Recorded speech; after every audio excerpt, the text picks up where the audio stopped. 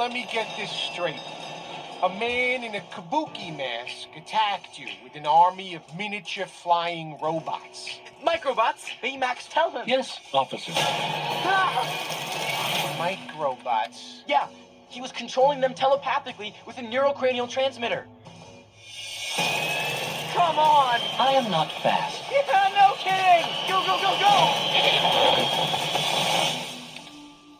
So Mr. Kabuki was using ESP to attack you and Balloon Man.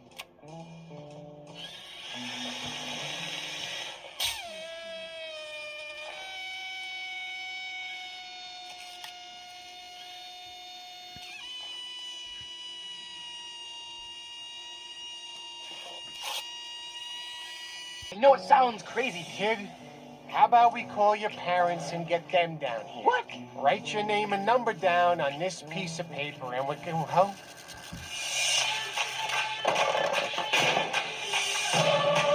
We've got to catch that guy. But first, you're gonna need some upgrades.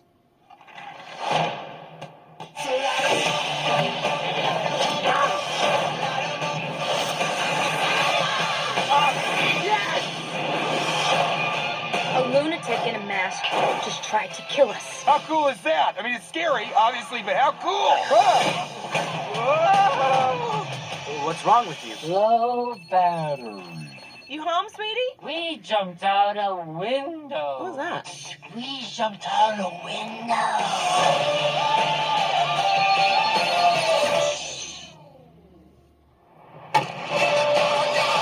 Harry baby. Harry baby. And welcome to Time About the Movies, everybody. We are now at the holiday season of 2014, November 7th, 2014. We got two big new releases from Disney and the latest one from Christopher Nolan, along with an Oscar bait movie this year with about the story of Stephen Hawking, featuring an Oscar-winning performance by Eddie Redmayne. We have a lot to get to here, so let's just get to it. Let's start off with the biggest of the three new releases, and that is Disney's Big Hero 6. This is an action-packed comedy adventure about the special bond that develops between Baymax, voiced by Scott Adsit from 30 Rock, a plus-size inflatable robot, and protege Hiro Hamada, played by Ryan Potter. When a devastating event befalls the city of San Francisco, of course, a mixture of San Francisco and Tokyo, kind of like how Hey Arnold is supposed to be like a mix between Seattle and New York, and catapults Hiro into the midst of danger. He turns to Baymax and his close friends to discover the mystery, and Hiro transforms his friends into a band of high-tech heroes called Big Hero 6. Now, this is based off of a Marvel comic book by Man of Action, which is also the same people that gave us the Cartoon Network series Ben 10. This is Disney again. This is their first big animated movie since Frozen, so there was a lot at stake for Disney, especially since Frozen was their biggest hit to date at that point. This is one of their more experimental animated movies, like Wreck-It Ralph was, as this is the first animated movie based off of a Marvel property. And, this is very much in the same vein as something like, it's having The Little Mermaid and then coming off of that and doing Rescuers Down Under, or, after Princess and the Frog came out, you do stuff like Tangled, which is a fairy tale that people go to see, and then the next movie you do is Winnie the Pooh. I mean, sometimes it works, sometimes it doesn't work box office-wise, but the movies are still classics all across the board. And Big Hero 6 definitely is a worthy addition to its newer animated movies. This was a really solid animated film, and, the animation overall is great in this movie. The visual look of the city is really great. It's a unique style we haven't seen done before, and the rest of the film looks very impressive, too. I like the character designs overall, and it's a very gorgeous-looking film. The characters are nicely animated by these actors. I think nicely voiced by these actors. Nicely animated. What am I saying? Nicely voiced by these main actors, especially Baymax, with the great voice work that Adsit brings to the table with this. He's such a likable character, and the fact that even though he has no emotions, the performance itself is really where the emotions come from. He has the best moments in the entire movie. If there's one thing I'll say that's against the movie, it's the story. Not that it's bad or anything, far from it. It's actually good, but there is a lot of elements of the story taken from How to Train Your Dragon. There's even scene structures that are not only taken from How to Train Your Dragon, but even the sequel that came out earlier in the year. I mean, it's not like another movie we'll develop into later on that rips off these other movies and tries to pretend it doesn't. I think they're fully aware of what kind of structure they want to take from this, and they do a good enough job of at least making us aware of that, but you could definitely see the little bits here and there of them stealing from How to Train Your Dragon a little bit here. But the real point of the movie where the film kind of falls apart is the villain and the reveal of who the villain is. And it's like, really? That's who the bad guy is? And just a heads up, like, it's not somebody like, there was a whole thing where people thought it was going to be, Hero's brother, who we see early on gets killed off, and you think, okay, he's probably going to be the bad guy in this. And it's not a character voiced by Alan Tudyk, even though he played a bad guy in the last 2 Disney animated movies, so there's your hit right there. It's basically James Cromwell's character. When they go into the twist of who this villain is and why the villain is doing what he's doing, the big question I had was, couldn't they have established this better? I mean, the main reason for why the villain is doing this is never mentioned early on in the movie. It's not until the big reveal of who the villain is that the rest of the characters see what he's doing, why he's doing it. It's just like, it makes no sense whatsoever. Even the ending is kind of a letdown overall. I mean, creatively, it's the final action sequence is nicely done. It has some very good moments in it. They added this in the subplot about this portal that's created by the villain and how the portal actually contains somebody who was believed to be dead, and it just feels forced, man. It just feels like, it felt like they forced it in there for no real reason, especially when the movie already killed off the main character's brother in the beginning, and yet this other character who we're just getting introduced to in the 3rd act gets a chance to live, and it's unnecessary, and actually creates a plot loophole towards the very end of the movie. It's just kind of like, it almost took me out of the movie when I first saw it. It's just kind of like, come on, man, really? You were doing so good up until we got to this point. I mean, yeah, the 3rd act is really where the film struggles a lot, but despite it being a letdown, I didn't hate the movie. I still enjoy it. I still think it was a ton of fun to watch. I think the animation is good overall. The characters are really good. The story, although it does take a lot of hints from How to Train Your Dragon, is good as well. If there was a better villain in a 3rd act that actually worked overall, I think you could have had something on the same vein as something like Frozen. But as it stands, still a good animated movie, but not one of the ones I would consider one of the best of the year. Like, in a year where you have the Lego Movie and How to Train Your Dragon 2, I mean, you're not even going to be able to compete with a movie like this, so, yeah. Mixed opinion towards the very end of the movie, but for the most part, I enjoy Big Hero 6 enough, so. So now, let's go ahead and get to the one that I know is going to get a lot of people mad at me for saying this, because I'm sorry, I just feel like I have to say it about this movie. This is Christopher Nolan's worst thing he's ever made as a director. That's not saying it's bad, but we got to talk about Interstellar. The Earth is dying on November 7th. I've got kids, Professor. Get out there and save them. Here we go. The director of Inception and the Dark Knight trilogy takes the motion picture experience to a whole new world. Hang in there, come on. It's too damn fast. I'm ready to make it. Yes, you are.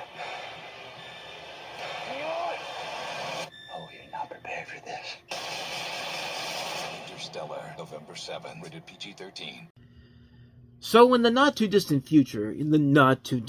future, next Sunday AD, sorry, I had to throw in some MST3K for you in there, but in the near future, Earth has been devastated by drought and famine, causing a scarcity in food and extreme changes in climate. When humanity is facing extinction, a mysterious rip in the space-time continuum is discovered, giving mankind the opportunity to widen their lifespan. A group of explorers must travel beyond our solar system in search of a planet that can sustain life. The crew of the Endurance are required to think bigger and go further than any human in history, as they embark on an interstellar voyage into the unknown. Coop, played by Matthew McConaughey, the pilot of the Endurance, must decide between seeing his children again and the future of the human race. And like I said, Christopher Nolan is a brilliant director. He's the guy that can take complicated movies that wouldn't appeal to the general masses but still make it work. Every movie he had made up to this point was a great movie, or at the very least, a good movie. But as I always say, every good director is entitled to have at least one bad movie in his career. Steven Spielberg has had a couple of bad movies in his career. AI is one of those examples. Martin Scorsese had Kundun. Tim Burton has had several bad ones, and it was only a matter of time before Christopher Nolan had to strike out, and this was it. This, my friends, is the worst film that Christopher Nolan has made as a director. But this is not a bad movie. It's just not the masterpiece we were all expecting it to be. Trust me, nobody was more disappointed with this film than me when I was getting ready to see this. I was so excited for this when those trailers came out. I thought we were in for something amazing on the level of Gravity, maybe. And what was the end result? A movie that looks good on paper, but sucks in the story department. It's one of those type of films where the visuals are better than the actual movie, and ordinarily this is one of those films where I would say visuals don't make the movie, but positives first. I'll get to the good stuff. The acting overall is great. Matthew McConaughey is really good in the movie. He's got a great chemistry with everybody in the film. Anne Hathaway, Michael Caine, John Lithgow, his daughter, Mackenzie Foy, one of her early film roles. The rest of the cast overall is good, but they're not as good as the main cast members overall. The visuals really are the selling point of the movie. They are gorgeous to look at, and on a big screen, they are amazing to look at. I saw this in Cinemark XD when it came out, and it was something that I still have memories of it, seeing it as big on the screen that I saw it in. And the film is pretty solid for the first hour and a half. And then, just like Airplane, the shit literally hits the fan. I mean, the turning point is where the movie begins. The turning point where the movie begins its inevitable downfall is when Michael Caine basically tells Cooper's daughter, who's now grown up to be played by Jessica Chastain, that he sent her father into space knowing that there was no way he could ever come back. So basically, he hired him and the rest of the crew to repopulate. I mean, you'd think someone would have brought this up as a possibility before they went to space, but no. But the part that really made me go like, you gotta be fucking kidding me, is when you have a character played by Matt Damon, who's a robot, who was in a stasis on an icy, ammonia-saturated planet, who out of the blue, and I mean out of the blue, just decides to become a bad guy and kill Cooper and use their plan to come back to his planet. And once again, Christopher Nolan can't write regular villains to save his life. He's good at writing Batman villains well enough, but when he has to write an original villain, he's terrible at it. I mean, Marion Cotillard is a great actress, but I'm sorry, when she plays the villains in both Inception and even in The Dark Knight Rises, she was terrible as the bad guy. You could never buy her as a legitimate threat, and Matt Damon in this is never seen as a real threat in this movie. I mean, why does this movie even need to have a bad guy? It's supposed to be a realistic look at what's beyond our solar system. It's not supposed to be Inception in space. And then there's the scene where Matthew McConaughey goes into the Gargantua. Yeah, the big black hole is called Gargantua. And he ends up in a Tesseract, which, yeah, now we're ripping off the Avengers. I mean, does this feel like Christopher Nolan to you? Because it certainly doesn't for me. I mean, I think Christopher Nolan is better than this. And ends up in a space where time is non-linear. Early in the film, there's a subplot about Cooper's daughter believing that there was a ghost in her room, because she keeps seeing paranormal activity in her room. This comes up in the scene much later in the film, and you can see where it comes around to. The ghost that's been haunting Cooper's daughter's room is Cooper himself, and the mystic beings that create the universe were the humans themselves. So basically, you ever see that episode of South Park where Mr. Garrison is puking after the doctor says, "Hey, by the way, you ever seen that movie Contact?" And basically the movie turns into this. Ugh. Waited through that entire movie to see the alien and it was her goddamn father. They ripped off Contact. Of all the movies to rip off, why would you rip that one off? I mean, that wasn't even good the first time around. It's like when Disney tried to keep pushing this idea of a magical animated adventure where a human turns into bears. Hey, it didn't work with Brother Bear, but it will certainly work with Brave, which, no, it really didn't, even though it won a Best Animated Feature Oscar, which I'm sorry, that's still one of Pixar's weakest movies overall. And I just love how the film just decided to change the mood of the kids when the daughter is a real jerk when she's younger, but she's more reasonable when she's older, and the son is reasonable when he's young, but he turns into a jerk when he's older, and there's no continuity here whatsoever. And if that wasn't insulting enough, guess what they do? They throw on this happy ending where they flash to the future where Cooper is now 124 years old and everybody is happy and singing Kumbaya. His daughter has created a new world in space. His daughter is reunited with him as a much older woman. Yeah, as a much older he's reanimated as a much older woman played by Ellen Burstyn. Like, after he makes amends with his daughter, he goes out and tries to find Brand, Anne Hathaway's character, who's on another planet. I mean, I don't think nothing could ever come close to the stupid ending of Artificial Intelligence, where, they go and find the blue fairy and all that type of stuff. But man, this comes pretty damn close. I mean, I couldn't believe how much the second act kills the enjoyment of the movie from the first half. The first half of the movie was actually really good, and this is why the movie is such a massive disappointment. Not only is this movie way too long, 3 hours is just way too long for a movie like this, where you don't need 3 hours. You could take the second hour out, and I think the movie would have been fine overall. Sure, the ending would have been lousy, but at least would have been a tolerable short film of about 2 hours long, but 3 hours of watching this is just way too goddamn much. I mean, This should have been another Gravity. They should have just kept it short, make it more realistic. Shouldn't have resorted to bringing in stupid action cliches and a lazy twist ending. But what this is just a massive disappointment from somebody you expect something great from. This represents the first major misstep for Christopher Nolan, with a second half that takes away all the good things that he had going in the first half and replace it with a boring, generic BS that takes the realism out of the film and replaces it with the same action film BS we've seen done to death over and over and over again. It really did feel like the movie just dropped directors in the second half and said, Christopher Nolan, you're great and all, but we don't think you're making this movie too good. So we're gonna bring in this hack director. We're gonna bring in John R. Leonetti, because why not? But here's the good news, though. This is the worst thing Christopher Nolan has directed. Nothing has ever come close to being this bad. He has gone back to form. He has gone back to making great movies. Dunkirk, the next film we'll do, is great. I really like Tenet. I know a lot of people are kind of mixed on that overall, but I was really lucky enough to see that in theaters. That was one of the first movies I got to see post-COVID. And then, of course, Oppenheimer, which won him the Best Picture, well deserved. And The Odyssey looks amazing, too. So, yeah. This was the worst thing he did back then, but he has not sunk to this low yet. I think he realized that this movie was a movie that had a lot of high ambitions to it, but something happened with him in the second half of making this movie, because, my God, the second half of this movie was just a mess of a film. It takes away all the good things that made the first half worth it and replaces it with some of the most boring, generic BS bullshit you'll ever see in your life. I know I said BS bullshit twice, but yeah, it's just, you get the point. It takes the realism out of the film, and again, I'm just kind of repeating myself here, but despite all those problems, it's a gorgeous-looking film. I would really consider giving it an extra star just for the visuals alone, but I can't do that. I mean, this movie had opportunity to give us something great and groundbreaking by the time it was over, but it just never did that. It's a visual spectacle with some good acting in it, so that's the only thing it's really got going for it. But other than that, though, the rest of it is just garbage, and it just feels so unlike a Christopher Nolan film, and it really pains me to say this, because I love this guy as a director. I'm not saying this to badmouth the dude at all. I mean, like I said, he hasn't made a bad movie since then, so yeah, this was the one time in his illustrious career where it really felt like he was half-assing it, especially towards the second act. I mean, yeah, this movie isn't great, but it's not going to make me say I hate Christopher Nolan from this point going forward, because the guy has made much better films than this and continues to make better films to this very day. So, yeah. There you go, Nolan fanboys. Come at me. You know, I love Christopher Nolan movies, but I'm sorry, I can't defend this stinker. This one was rough to get through.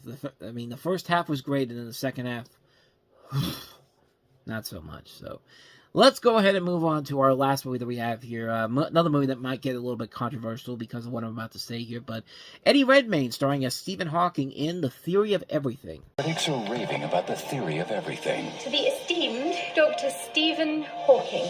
Rolling Stone declares it's riveting, emotional, a one-of-a-kind love story all rolled into one triumphant film.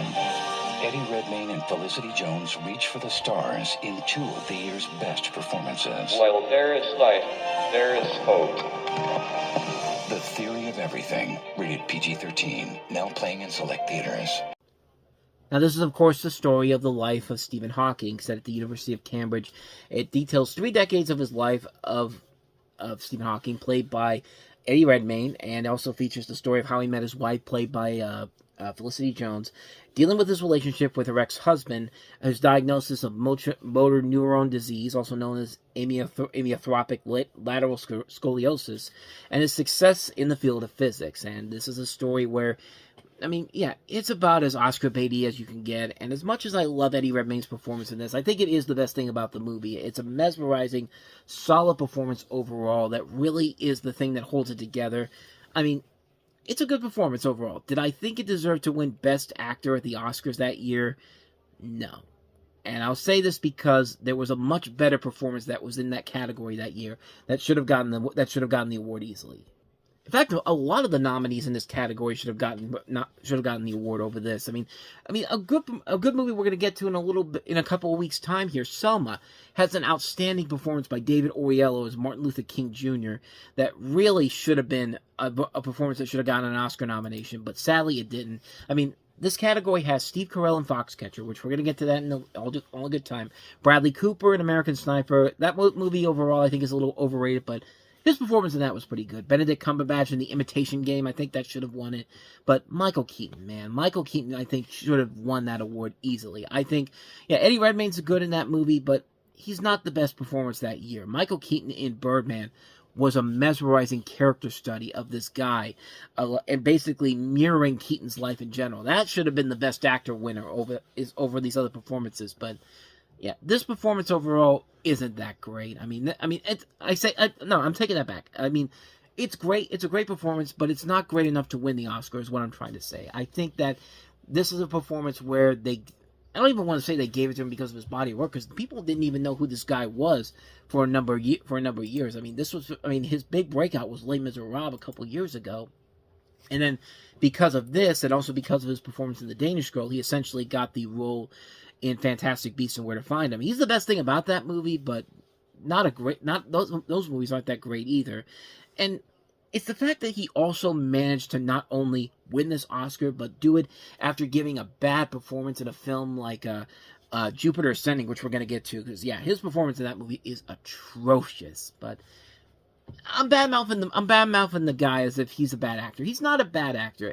I mean, he was good in the movie. He was the one thing that was carrying that film overall, but you can't sit there and tell me that that's a great movie overall. It's a good movie that works because of his performance overall, but I'm sorry, it is a film that literally is falling into the typical Oscar bait territory. So, I mean, the writer of this movie has written a lot of Oscar bait films. I mean, this is the guy that wrote Anthony McCartan. This is the guy that wrote The Darkest Hour, the Gary Oldman movie where he won the Oscar, which basically that was a body of work performance.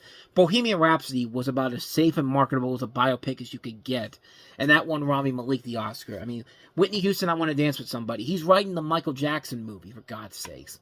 I mean, that should pretty much tell you, yeah, this guy is not really a great writer overall, but he makes movies that the Oscars love because they fall into the Oscar bait category. And this is definitely a film where it's just like, I can't really say it's a bad movie, because it's not a bad movie. It's a fine film. I just don't think it should have won Best Actor. Eddie Redmayne should have won Best Actor over somebody like Michael Keaton. It's like, I mean, it's not as bad as Colin Firth winning out over these great performances in 2010, Jeff Bridges in True Grit, Leonardo DiCaprio in Inception, Mark Wahlberg in The Fighter. Like, that I think is much worse than this. But this, yeah, there should have been, this wasn't the best performance that year, but it's a great performance overall. It's the one thing I will say makes me keep this movie in my collection. I still have a copy of this on DVD, and I still watch it every once in a while, because the performance overall is really good, and it is a fascinating story about Stephen Hawking's life before he eventually became the person that we all know him for. And surprisingly, no mentions of the Epstein Islands in this, surprisingly, but of course, this was years before anyone even knew, before most of us even knew what Epstein's Island was, but I digress. But anyway, not much more to say about this one, except that it's a good movie. I don't think it should have won Eddie Redmayne the Oscar overall. I think there were many good performances in that category that should have won that Oscar that year, but what are you going to do? I'm not in the Academy, unfortunately. Maybe someday, but no. And thus, with all that said, we wrap up another episode of Time About the Movies, and next time around, we have 5 movies, including one of the films I just mentioned in the last review. We have the sequel that somebody was asking for 20 years later. The Farrelly Brothers return to bring us Jeff Daniels and Jim Carrey in Dumb and Dumber 2. Is it better than Dumb and Dumberer? Sort of, but it's complicated. We'll touch on that tomorrow. But we'll also take a look at Goomba Mbatha Raw starring in the film Beyond the Lights. We have Jon Stewart making his directorial debut with one of the more underrated films of the year, Rosewater, the movie that everyone is waiting for. I mean, who could resist Kirk Cameron saving Christmas? And then the aforementioned Foxcatcher. We'll take a look at that, featuring some great performances by Steve Carell, Channing Tatum, and Jonah Hill among that cast. But we'll take a look at those 5 films coming up tomorrow on the show, so be on the lookout for that. With all that said, though, thank you so much for watching this. I hope you enjoyed it. If you did, please go ahead and do me the honors of hitting that like button, that subscribe button, and that notification button. Also, don't forget to check out our playlist, and don't forget to check out the previous episode we did. Up there. There we go. So with all that said, whether it's in the past, the present, or the future, I will see you at the movies. Take care.